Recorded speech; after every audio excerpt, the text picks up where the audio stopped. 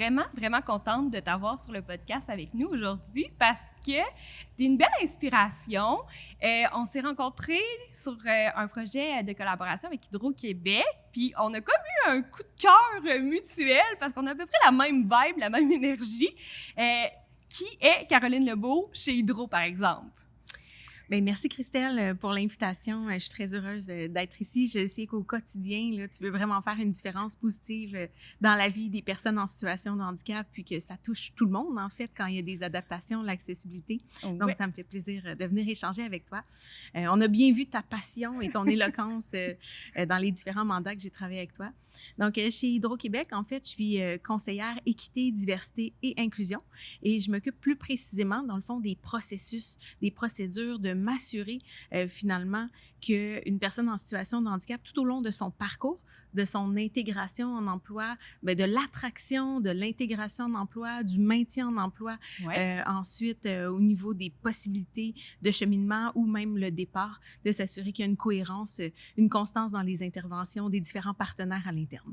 Wow! C'est vraiment beau que vous ayez en tête tout ce processus-là parce que je sais que je travaille souvent avec des employeurs, puis ils vont travailler sur une sphère en particulier, puis tandis que vous travaillez vraiment sur le processus. Puis ça, c'est quand même un bon point. Puis je sais que tu as plusieurs chapeaux autres que Hydro-Québec. C'est quoi tes autres chapeaux? En fait, ce qui m'a amenée chez Hydro-Québec, c'est vraiment l'ouverture, la bienveillance, une de leurs valeurs, c'est l'inclusion. Ouais. Donc, essentiellement, ça a été un coup de cœur professionnel au niveau des actions qui sont mises en place par l'organisation pour favoriser une culture inclusive auprès des 23 000 employés. Donc, c'est une grande ville. Et ce qui m'a amenée là, c'est, il y a quelques années, j'ai vu que nos étudiants du collégial, de l'université, peu importe là, au niveau professionnel ou autre, quand ils arrivent sur le marché du travail, souvent il y a un pont qui est un petit peu inexistant, dans le sens où quand ils sont aux études, ils sont accommodés, accompagnés. Ouais. Puis quand ils arrivent en emploi, il n'y a pas autant de soutien de la part de professionnels où la gestion n'est pas toujours formée ou informée sur l'autisme ou sur les troubles d'apprentissage. Puis, dans les organisations, il n'y a pas cette facilité-là, souvent, d'avoir des répertoires de logiciels qui sont utilisés par des personnes, par exemple, qui peuvent avoir une dyslexie ou un autre trouble d'apprentissage. Puis je trouvais que chez Hydro, il y avait une belle ouverture à travers les stages d'été, par exemple. Les stages d'été pour étudiants en situation de handicap. Donc, c'est comme ça que j'ai connu, à travers des recherches universitaires pour faire un profil, une analyse de ces stages-là, comment on peut les bonifier, comment on peut les améliorer. Donc, c'est comme ça que j'ai vraiment vu au niveau de la culture qu'il y avait un souhait d'avoir réellement un souci d'intégrer la personne au meilleur de ses compétences, de valoriser une première expérience de travail pour certains étudiants. Positive. Parce que c'est pas évident pour certains étudiants, un étudiant qui est sur le trouble du spectre de l'autisme, par exemple, qui a jamais eu de référent en emploi, bien, parfois, il peut penser que ce qu'il voit à l'école, c'est le marché du travail. Puis le marché du travail, mais ça consiste en quoi? Comment il faut interagir avec des collègues au niveau de la communication? C'est quoi les règles non écrites? Comment est-ce que on gère finalement les relations avec les autres collègues? Comment on priorise les dossiers et autres? Donc, que de créer des stages, par exemple, qui sont inclusifs, où il y a un accompagnement, autant à la fois pour le gestionnaire que pour l'étudiant, je pense que ça fait toute une différence pour soutenir ces jeunes-là, ces jeunes adultes qui arrivent sur le marché du travail et puis qui ont besoin d'un certain accompagnement. Oui. Quels sont les impacts positifs que tu vois d'avoir mis en place, justement, des pratiques inclusives?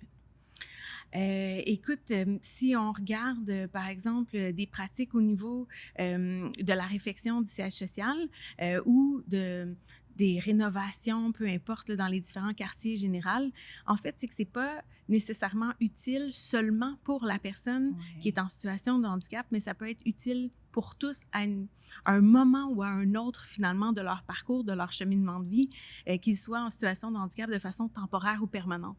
Mais ce qui est nécessaire pour une personne qui est en situation de handicap va être utile pour tout le monde.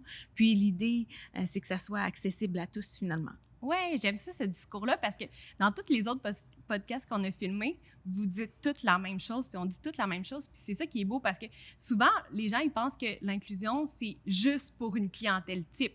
Mais on se rend compte que finalement, ben non, l'inclusion, c'est bénéfique pour tout le monde. Tu sais, le bouton poussoir, ça va être utile pour monsieur, madame, tout le monde qui va vouloir avoir les mains pleines ou avoir la poussette avec le bébé là, pour ouvrir la porte. Donc, vraiment. C'est quoi tes autres chapeaux autres que Hydro-Québec? En fait, il y a quelques années, j'ai créé une entreprise, Regard Neuf, où on fait des livres, des jeux, des conférences. On est une équipe où il y a différents professionnels, des ergothérapeutes, éducateurs spécialisés. Ce qu'on voulait, c'était, dès le jeune âge, favoriser l'autonomie, développer le potentiel des enfants avec des besoins particuliers. Donc, en leur offrant des outils concrets à eux, leurs parents et leurs accompagnateurs, essentiellement au niveau de l'organisation, au niveau des routines, au niveau de la gestion des émotions, au niveau comportemental. On trouvait aussi que dans la littérature jeunesse, il y avait trop peu de personnages en situation de handicap ou qui présentaient des besoins particuliers ou sur la neurodiversité. Puis, les enfants sont contents, finalement, de se voir aussi dans la littérature jeunesse. Donc, pour nous, ça a été quelque chose d'important, puis qui est utilisé souvent dans les écoles pour faire de la sensibilisation, parce que par la suite, on a créé des guides aussi pour essayer de mieux comprendre la réalité d'une personne qui a un trouble d'apprentissage ou sur le spectre de l'autisme ou autre, ou quelqu'un qui est en fauteuil roulant, tu sais, les obstacles qu'elle peut avoir au quotidien, puis toute la persévérance, puis les stratégies que cette personne-là peut acquérir ou développer parce que l'environnement, souvent, est pas fait sur mesure et plutôt pour une norme, alors que ce qu'on veut, c'est que ça soit accessible aux grandes personnes, aux petites personnes, aux personnes en fauteuil roulant, à ce que ça soit plus inclusif. Oui, puis c'est drôle, ça me fait penser que, tu sais, là, je vais parler de Barbie, là, mais Barbie a vraiment fait une évolution parce que l'autre fois, j'étais allée au magasin avec mes enfants puis mes filles, puis ils ont vu des Barbies. Puis c'était des Barbies qui représentaient la diversité, qui représentaient tout le monde. Mes filles ont choisi une Barbie qui était en fauteuil roulant. Puis mon autre fille, elle a choisi la Barbie qui a une jambe, dans le fond, qui est amputée, puis elle a une jambe mécanique. Puis je trouvais ça beau que par elle-même, il avait choisi ces Barbies-là. Puis je trouvais ça beau que Barbie ait évolué, puis que dans le fond, on pouvait avoir des Barbies qui représentaient vraiment les femmes, les vraies femmes, là, dans le fond, de toutes les capacités. Puis même, ils ont changé aussi le moule des Barbies. Les Barbies ont maintenant les pieds plats. Et les Barbies aussi ont... il y avait une Barbie qui avait un ventre, il y a une Barbie qui avait des hanches plus larges. Il y avait toutes les sortes de Barbies. Il y avait les Barbies avec la peau noire, mais il y avait aussi les cheveux des personnes aussi de cette couleur. Fait que je trouvais ça beau qu'on représente enfin la femme comme elle se doit. C'est un peu la même chose que vous faites avec les livres, de représenter vraiment la réalité de tous. Puis, dernièrement, pour faire du pouce sur ce que tu mentionnes, j'étais dans un magasin, puis il y a une maman qui a pointé à un petit garçon une image, une publicité avec un garçon en situation de handicap. Puis, le réflexe de l'enfant, ça n'a pas été de pointer sa situation de handicap, le fait qu'il est en fauteuil roulant, ça a été de dire « Ah ben oui, il y a un chandail rouge comme le mien ». Puis, c'était vraiment extraordinaire parce que les enfants, ils sont dans des milieux scolaires très inclusifs. Il y a des inclusions dans les classes régulières, dans les écoles.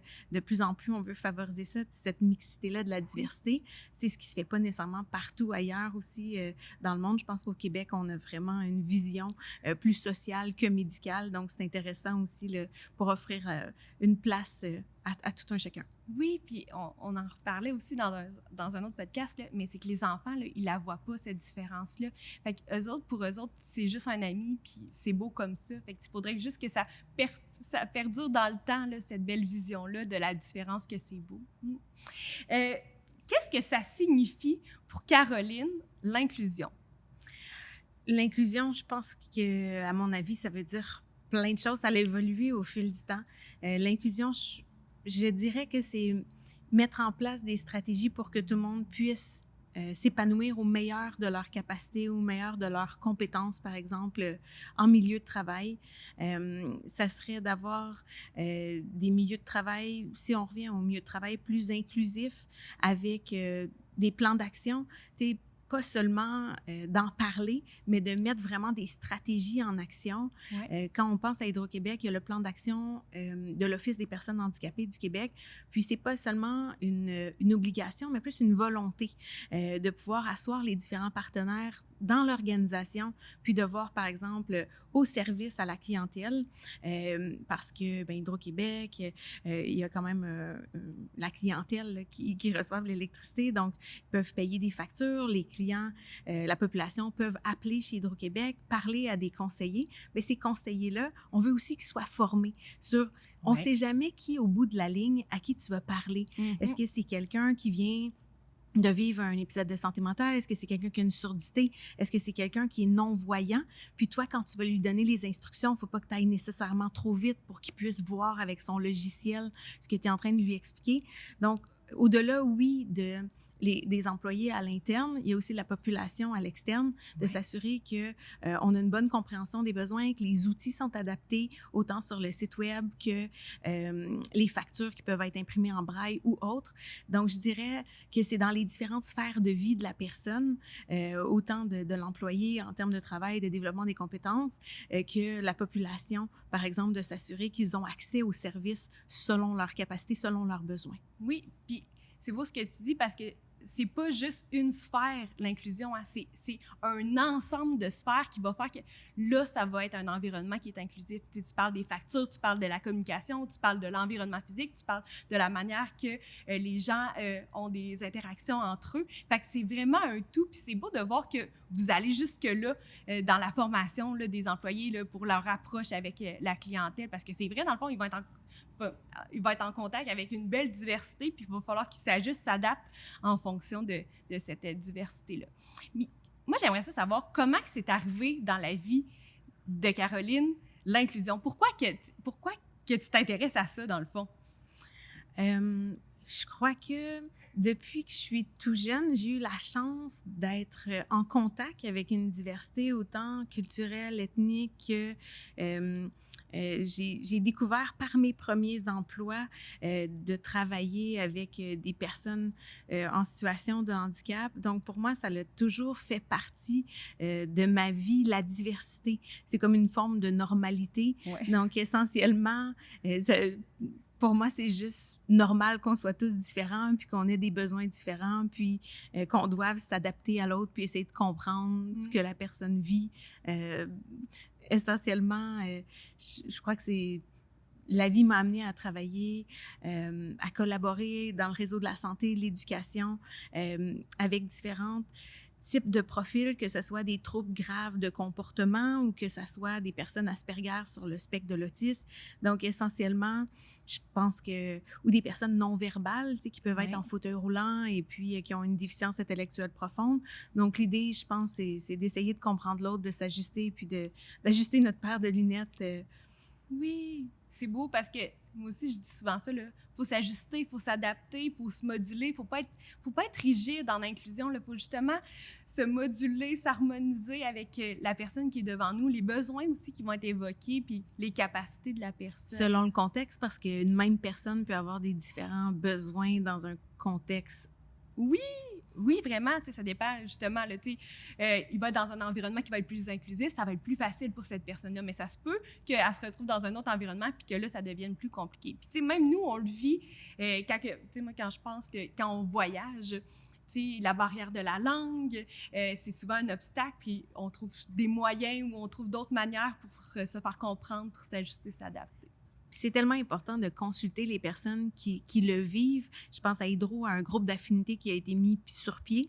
Donc, des personnes qui sont concernées ou qui sont intéressées par la diversité peuvent s'impliquer. Puis, à travers eux, on va vraiment découvrir c'est quoi leurs besoins aussi, puis qu'est-ce qu'on peut mettre en place. Parce que plus on va avoir de personnes qui vont utiliser un logiciel spécifique, plus on va avoir de personnes qui vont nous nommer des besoins, par exemple avec une surdité, d'avoir 2 écrans, un durant les rencontres Teams là, pour mettre les PowerPoint, puis l'autre pour pouvoir voir sur les lèvres, ouais, lire sur les lèvres ou mettre des sous-titres.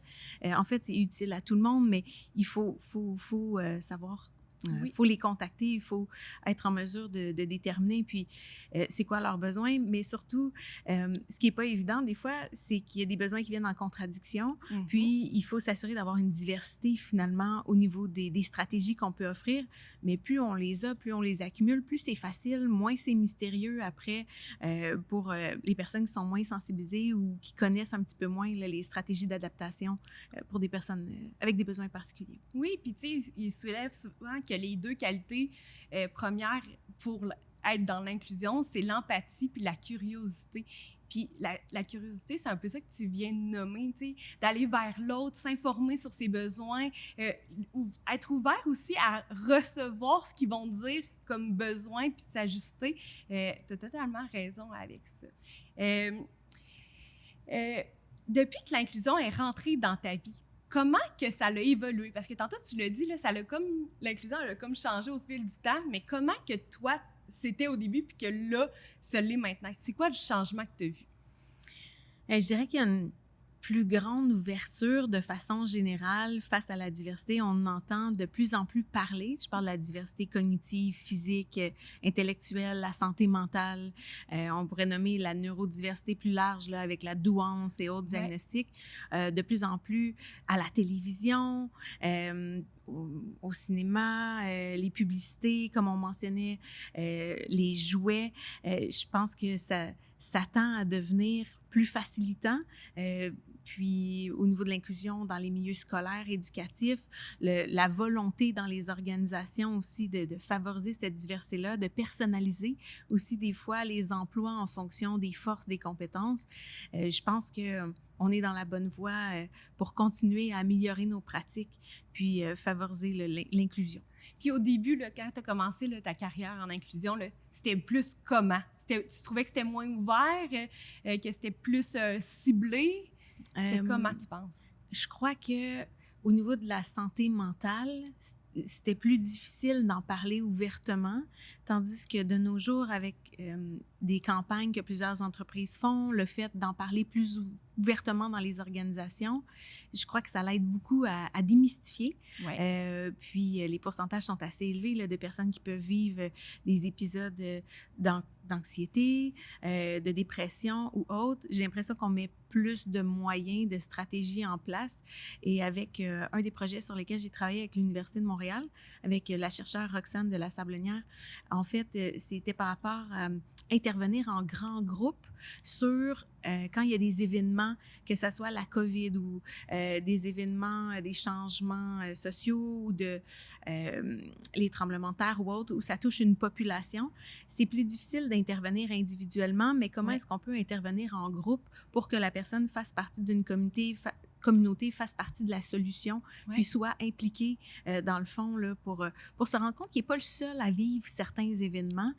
Donc, avec une équipe de psychologues et autres professionnels, surtout dans la pandémie, les personnes qui ont vécu le plus de détresse, d'anxiété et d'isolement, ça a été les jeunes adultes de 15 à 25 ans. Donc, parce qu'ils étaient plus isolés, il y avait moins d'expérience de vie et ça a été beaucoup au niveau de ces jeunes-là qu'on a voulu intervenir parce que la santé mentale, tout le monde a été touché dans l'ensemble des repères. Donc, ça a été un projet ça m'a tenu à cœur pendant cette période-là de voir quels outils on pouvait aussi créer par rapport à mon entreprise. On avait créé des trousses pour expliquer aux enfants avec des besoins particuliers la distanciation. Ensuite, c'est pas évident, là, tu sais. Une journée, ils se font dire par leurs éducatrices, partage avec tes amis. Ensuite, puis le lendemain, c'est là, tu vas avoir une distance avec tes amis. Il va falloir nettoyer, plus de câlins.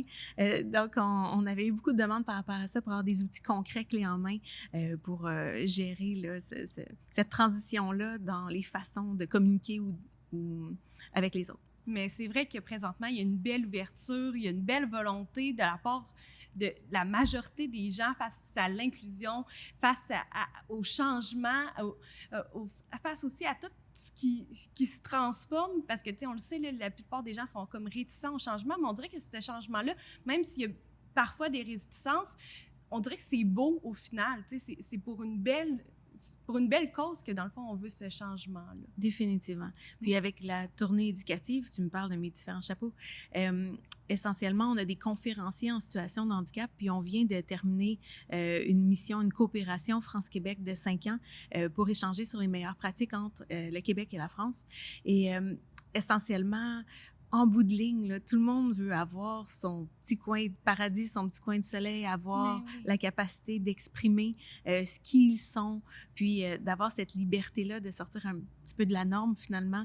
Et essentiellement, ça a été des échanges hyper intéressants sur les pratiques qu'on peut avoir d'un pays à l'autre, ce qu'on a en commun, les différences. Et le fait de sensibiliser les enfants dès le jeune âge à la diversité, ça fait toute une différence, là, à la fois pour les enseignants, le personnel. Il y a des jeunes pour qui avoir un diagnostic, c'est positif parce que ça met des mots sur qui ils sont, puis pourquoi parfois ils réagissent d'une certaine façon, alors que pour d'autres jeunes, quand on fait des témoignages, en réalité, comme ils disent, eux, ils sont différents comme tout le monde, puis ils la voient pas nécessairement, cette différence-là, puis ils ont appris à s'adapter au fil du temps. Oui, vraiment. Puis, tu sais, moi, c'est ça que j'essaie d'enseigner à mes enfants, là, que c'est beau, la différence. On veut pas être toutes pareilles. C'est justement la différence qui est ton super pouvoir qui va te mener plus loin plus tard, là. Tu m'as fait penser à... Une fois, tu m'avais raconté que dans un de tes chapeaux que tu as, là, tu fais des voyages aussi inclusifs. Puis que tu étais allée aussi, je pense que c'était à Paris que tu étais allée, dans ces coins-là. Là. C'est beau aussi de pouvoir permettre justement le tourisme inclusif, là. Oui, définitivement. Puis il y a plusieurs organismes aussi au Québec là, qui favorisent cette culture-là de tourisme inclusif. Puis effectivement, on était avec un groupe, là, nos conférenciers de la tournée éducative. L'idée, c'était d'aller faire des sensibilisations dans les écoles parce que nos collègues français étaient venus faire des sensibilisations ici au Québec. Et effectivement, il y a tout le défi de l'adaptation des mots, la nourriture pour ces jeunes-là, le fait de prendre l'avion. Donc, ça restera quand même plusieurs adaptations où on a eu beaucoup de plaisir à constater les différences. C'était quoi les différences les plus marquantes que tu as vues entre, justement, le Canada puis l'Europe? T'en as-tu vu? Je dirais qu'il y a une organisation au niveau administratif, médical, qui est très, très forte, ce qui peut avoir des avantages pour la prise en charge en France. Tandis qu'ici, au Québec, on a une vision très sociale de l'inclusion où chaque individu, de personnaliser l'approche avec le personnel éducatif dans les écoles, que ça soit... Les enfants sont intégrés, inclus dès le jeune âge dans les écoles avec des ergothérapeutes, des orthophonistes, avec des psychologues, des psychoéducateurs. Donc, ça fait en sorte qu'il y a un grand travail de communauté interdisciplinaire. Puis, ils sont beaucoup dans la communauté. Au Québec, on a ce souci-là de s'assurer de l'inclusion. Puis en France, par contre, il y a d'autres avantages aussi au niveau des différentes structures où le médical se déplace aussi quand même assez régulièrement dans les milieux, mais avec une approche un petit peu plus médicale. Ah, c'est beau. Parce que j'avais fait la même observation aussi là, quand j'étais allée en Europe, puis j'avais fait comme, OK, on n'a pas la même approche, mais on a quand même cette même volonté-là d'inclusion. Selon toi, pourquoi c'est si important, l'inclusion? Ouais, ça concerne tout le monde hein, à un moment ou à un autre de notre vie. L'inclusion, que ça soit quand on arrive dans un nouvel endroit, d'avoir du visuel pour pouvoir se repérer, que ça soit parce que temporairement, on s'est brisé une jambe ou que ça soit parce qu'on ne sait pas ce qui va nous arriver finalement dans le futur. Non. Donc, le fait d'avoir des environnements, de s'assurer qu'on peut communiquer aisément, que les gens soient ouverts à une diversité, finalement, ça l'enlève une peur. Hein? On a peur de ce qu'on ne connaît pas. Et puis, le fait d'en savoir plus sur la diversité d'humains dans la société dans laquelle on vit, je pense que d'utiliser les forces, les compétences de chacun, ça fait juste nous rendre plus forts individuellement et collectivement. Vraiment. Ah, c'est beau ce que tu as dit. Pour finir, quel souhait t'aurais-tu pour l'inclusion? J'aimerais beaucoup si les entreprises pouvaient continuer à trouver des pratiques innovantes, à collaborer ensemble pour des échanges de pratiques, pour s'assurer que tout un chacun a sa place, a l'occasion de se développer, de personnaliser les services, les emplois en fonction des besoins des individus. Je pense qu'on est dans la bonne voie. On passe beaucoup d'heures au travail. Donc, essentiellement, quand les entreprises comme ça ont une ouverture à travailler les processus, à mettre en place des stratégies d'action, puis de faire collaborer toute l'organisation, je crois que ça fait une différence énorme pour l'individu, puis l'organisation comme telle. Merci beaucoup, Caroline, pour ce bel échange. C'était vraiment, vraiment intéressant et pertinent. Bien, merci, Christelle, à toi, à toute l'équipe. J'ai déjà hâte de suivre vos prochains épisodes de podcast. Puis tout ce que vous publiez sur les réseaux sociaux, c'est des outils super concrets, dynamiques qu'on peut utiliser au quotidien là, pour favoriser l'inclusion. Merci, c'est si gentil. On continue un pas à la fois. Exact. Merci beaucoup.